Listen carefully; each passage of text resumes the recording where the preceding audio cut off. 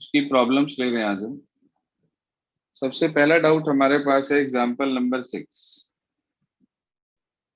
देखिए क्या कहता है एग्जाम्पल नंबर 6। उसने बोला हमारे से find the value of A B C and D from the matrix equation. आपको दो मैट्रिसेस दे रखी हैं बच्चे, बहुत आसान सा क्वेश्चन है ये। दो मैट्रिसेस आपको इक्वल दे रखी हैं। पहला एलिमेंट है ए माइनस बी, ये है 2a प्लस सी।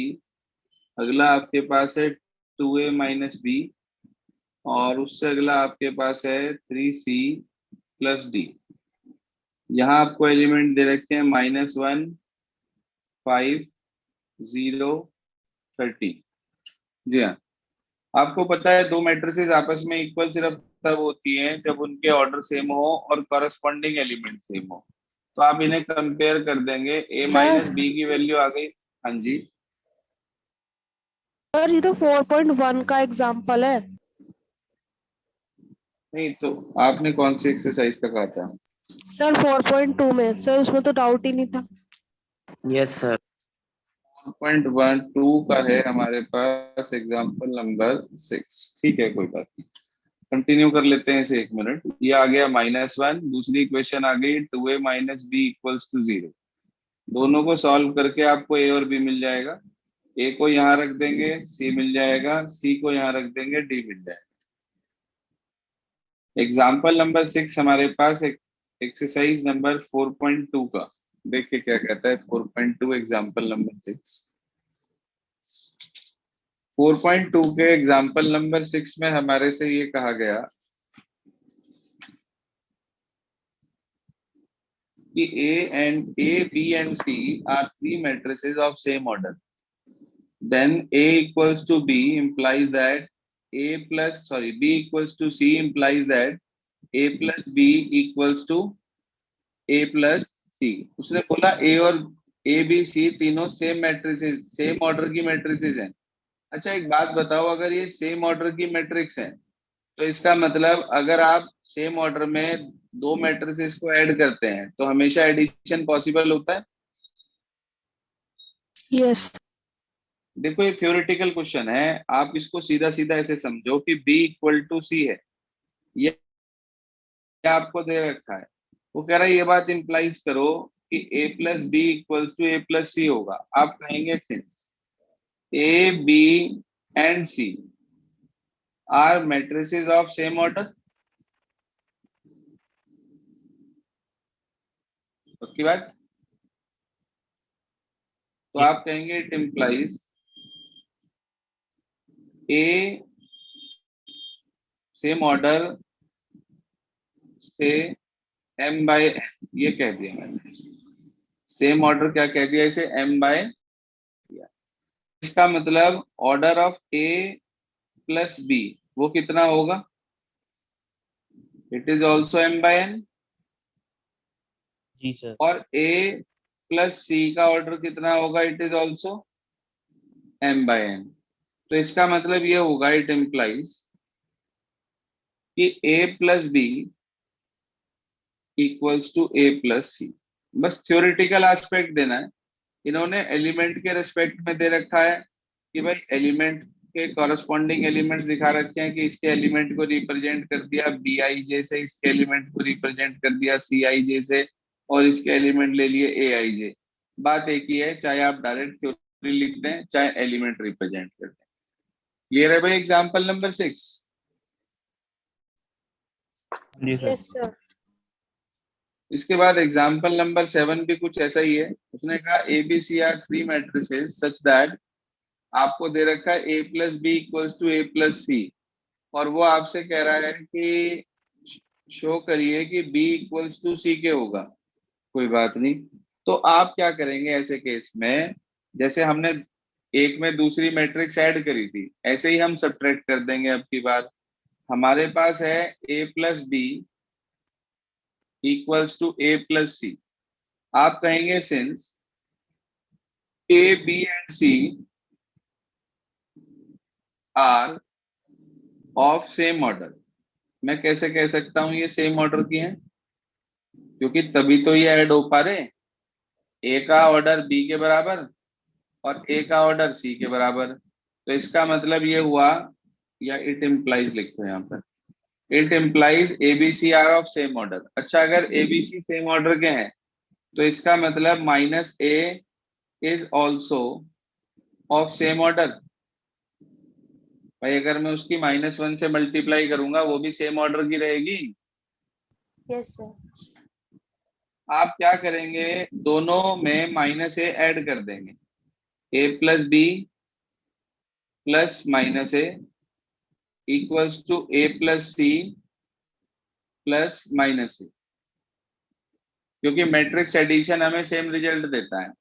अब आप क्या करेंगे, इसे कैंसिल हो जाएगा, इसका मतलब b इक्वल टू, ये थ्योरेटिकल क्वेश्चन है दोनों ही, एग्जाम्पल नंबर 6 भी और एग्जाम्पल नंबर 7 भी। इसके बाद आगे आ जाए, एक्सरसाइज नंबर 4.2 की प्रॉब्लम है हमारी, क्वेश्चन नंबर 9। अच्छा क्वेश्चन है, देखिए क्या कहता है।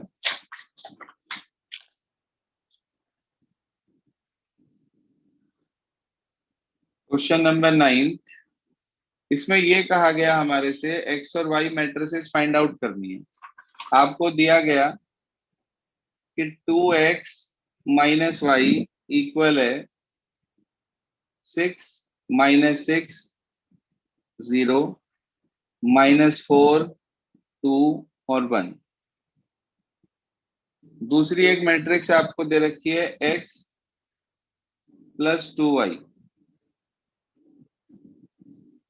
3 2 5 -2 1 -7। आपको बच्चे एक्स और वाई फाइंड आउट करना है, तो उसका क्या तरीका है, कैसे निकाल सकते हैं, आप देखो ध्यान से। ये आपके पास मैट्रिक्स है, इसमें अगर मैं 2 से मल्टीप्लाई कर दूं पूरे में तो कितना हो जाएगा बता सकते हैं? 2 2 जा 4x 4। -2y, ठीक है। वैसे तो इसे बेसिकली हम ऐड सब्ट्रैक्ट करके कर देते हैं, 2 से मल्टीप्लाई करोगे तब भी हो जाएगा। ये आ गया आपके पास 12 -8 4 और 2। दूसरी मैट्रिक्स आपके पास लिखती है x plus 2y equals to 3 2 5 -2 1 -7। ऐड कर दिया इनको तो ये कैंसिल आउट, बच गया आपके पास 5x इज इक्वल्स टू 15 -10 5, उसके बाद -10 5 और -5। 5 से डिवाइड कर दिया पूरे में, 1/5 से मल्टीप्लाई कह लो, एक ही बात है। 1/5 से 5 की मल्टीप्लाई हुई x रह गया, सबकी 1/5 से मल्टीप्लाई कर दी, 3 -2 1 -2 1 -1। चेक करना है x की क्या वैल्यू आ रही है।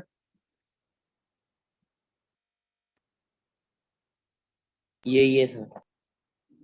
जैसे x कैलकुलेट करा, अब की बार आप y कैलकुलेट कर देंगे। x को एलिमिनेट करके इसकी 2 से मल्टीप्लाई कर देना और सब्ट्रैक्ट कर देना, ये कट जाएगा, y आपको मिल जाएगा। कर लेंगे, ये ऐसे भी कर सकते हैं, x की वैल्यू यहाँ रखी, दोनों तरफ से पहले x सब्ट्रैक्ट कर लिया आपने। जब दोनों तरफ से x सब्ट्रैक्ट कर लिया, वैसे ही जैसे अभी a माइनस करा था, तो दोनों तरफ से -x को ऐड कर दिया, तो आपको मिल जाएगा 2y इज इक्वल्स टू 3 2 5 -2 1 -7 और -x। x की वैल्यू आपके पास आ चुकी है, यहाँ रख देंगे, सब्ट्रैक्ट करके 2 से डिवाइड कर देंगे, y आ जाएगा। बोलिए, कर लेंगे। Yes sir. Yes sir. इसके बाद हमारे पास एक्सरसाइज नंबर, इस एक्सरसाइज से कोई एग्जाम्पल भी था क्या? वो तो हो गया हमारा, चलो। Yes sir. हाँ, हो गया 6 और 7। इसके बाद हमारे पास एक्सरसाइज 4.3। 4.3 में एग्जाम्पल नंबर है 9 एक तो, और एक पूछा गया था 10। देखिए ध्यान से, 9 मैंने आपको बताया था कि मोस्ट इंपॉर्टेंट एग्जाम्पल है। जी हाँ बच्चे, एग्जाम्पल नंबर 9। आपसे कह रहा है कि ए एक स्क्वायर मैट्रिक्स है और ए स्क्वायर ए के इक्वल है, ये हमें दे रखा है।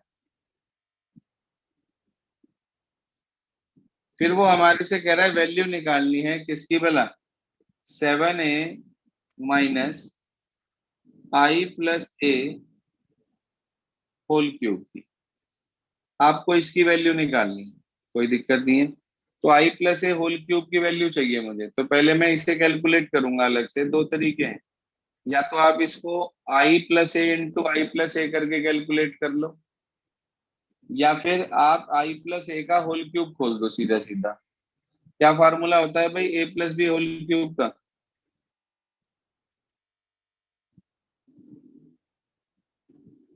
फार्मूला बोलो जी। A cube plus B cube plus 3ab bracket में ए प्लस बी। फार्मूले याद नहीं करोगे तो कुछ नहीं होने वाला, ये भी बता दे रहा हूँ। क्लास 9th का फार्मूला है ये। आई की आई से मल्टीप्लाई करो, फिर आई से मल्टीप्लाई करो तो क्या आएगा, सिर्फ आई। जी सर। इसे क्या लिख सकते हैं क्यूब को, ए इंटू ए स्क्वायर। हाँ जी सर। इसे हमने लिख दिया ए इंटू ए स्क्वायर। फिर लिखा है आई इंटू ए, तो ए हो गया, और साथ में आई प्लस ए। ये लिखा है 7a माइनस आई। ए स्क्वायर की वैल्यू कितनी है भाई? ए। तो ए इंटू ए मिलकर फिर से ए स्क्वायर हो गया ये। ए इंटू आई ए हो गया, और ए इंटू ए स्क्वायर हो गया। ए स्क्वायर की वैल्यू ए है हमारे पास। हाँ जी सर, इसकी वैल्यू ए है हमारे पास। तो जरा देखना कितना बैठ गया ये, ए 3a और 3a, कितने ए हो गए?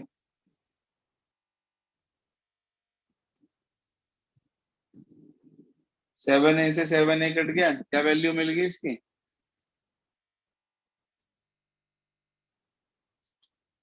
हाँ जी, ठीक है। सर समझ में नहीं आया। क्या समझ नहीं आया बेटे? वो कौन सा सेक स्टेप? थर्ड लाइन सर, ये आई तो कहाँ गया? Sir I cube. ये तो फॉर्मूला है। Yes sir. आई की आई से मल्टीप्लाई करते हैं तो आई आता है। इस तरीके से अगर आई क्यूब होगा तो भी आई आ जाएगा हमारे पास। आई आइडेंटिटी मैट्रिक्स होती है, उसकी कितनी बार भी आपस में मल्टीप्लाई कर लो आई आता है। ए इंटू आई भी ए होता है, ये आइडेंटिटी मैट्रिक्स होती है, जिसकी किसी से मल्टीप्लाई करने पे वही का वही मिलता है। ध्यान रखना, ए इंटू आई इंटू ए भी ए होता है, ए इंटू आई भी ए होता है, आई इंटू आई करोगे आई होता है। ये आपको याद रखनी पड़ेगी ना बातें आइडेंटिटी मैट्रिक्स के लिए। बोलिए, अब क्लियर हो गई बात? ये यस आई सर हो अब। गया, ये ए हो गया, इसकी मल्टीप्लाई कर दी, यहाँ पर ए स्क्वायर की वैल्यू पुट कर दी ए, ये ए स्क्वायर हो गया, ए इंटू आई ए हो गया। ऐसे ही इसे सिंप्लीफाई करा, ये रिजल्ट आ गया। बोलिए, क्लियर यहाँ तक? Yes sir. ये था हमारे पास एग्जाम्पल नंबर 9। इसके बाद अगली प्रॉब्लम थी हमारी एग्जाम्पल नंबर 10। उसमें क्या कहा गया एग्जाम्पल नंबर 10 में, कह रहा ए इतना बी इतना and A plus B whole square equal है हमारे पास A square plus B square का। वो कह रहा है ए बी की वैल्यू आपको कैलकुलेट करनी है। देखो, अगर आप इसे सीधा सीधा करने की कोशिश करोगे तो ये होगा ही नहीं। ध्यान रखना, सीधा सीधा ये होगा ही नहीं, इसको थोड़ा सा सिंप्लीफाई करना पड़ेगा बस आपको, कि A plus B whole square बराबर आपके पास लिखा हुआ है A square plus B square. ठीक है जी। आप A plus B whole square को खोल के लिख सकते हैं A plus B into A plus B. बोलो, इसे वैसे ना खोल देना A square plus B square plus 2ab, गलत हो जाएगा, क्योंकि ए बी और बी ए आपस में इक्वल नहीं होता। हाँ जी, ए बी और बी ए आपस में इक्वल नहीं होता है, ध्यान रखना। इसी वजह से इसे डायरेक्ट मत खोल देना। इसकी मल्टीप्लाई करिए अंदर A square plus A B plus B A plus B square equals to A square plus B square. ये ए स्क्वायर से ए स्क्वायर, बी स्क्वायर से बी स्क्वायर कैंसिल हो गया। क्या मिल गया भाई? A B plus B A equals to 0 आ गया क्या? हाँ जी। Yes sir. आपके पास ए की वैल्यू भी है, बी की वैल्यू भी है, ऐसे ही बी की वैल्यू भी है, ए की वैल्यू भी है, और 0 का मतलब हो गया जीरो मैट्रिक्स। क्योंकि सारी मैट्रिक्स 2x2 ऑर्डर की हैं, तो इसे भी आप 2x2 ऑर्डर का लेंगे। इसकी मल्टीप्लाई कर देना, इसकी मल्टीप्लाई कर देना, ऐड करके इसके साथ कंपेयर कर देना। आपके पास इक्वेशंस बन जाएंगी 4। उन्हें सॉल्व करके आपको ए की वैल्यू भी मिल जाएगी और बी की वैल्यू भी मिल जाएगी। मेन स्टेप इसका ये है, एक्सपेंड करने वाला। बोलिए जी, एग्जाम्पल नंबर 10 क्लियर हुआ या पूरा करके दिखाऊं? सर क्लियर है। इसके बाद आगे आ जाइए एक्सरसाइज नंबर 4.3 पे बेटा। 4.3 में सबसे पहली प्रॉब्लम है क्वेश्चन नंबर 8। कौन सा पार्ट बताऊं 8 का?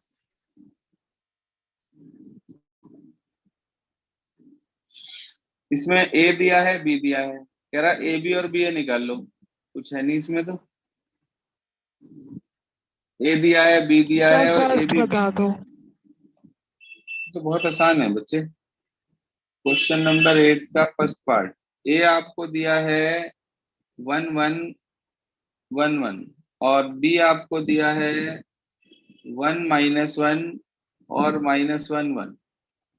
उसने कहा ए बी निकाल लो, निकाल दो ए बी। 1 1 1 1, 1 - 1 - 1 का ऑर्डर 2x2 मल्टीप्लाई हो जाएगी।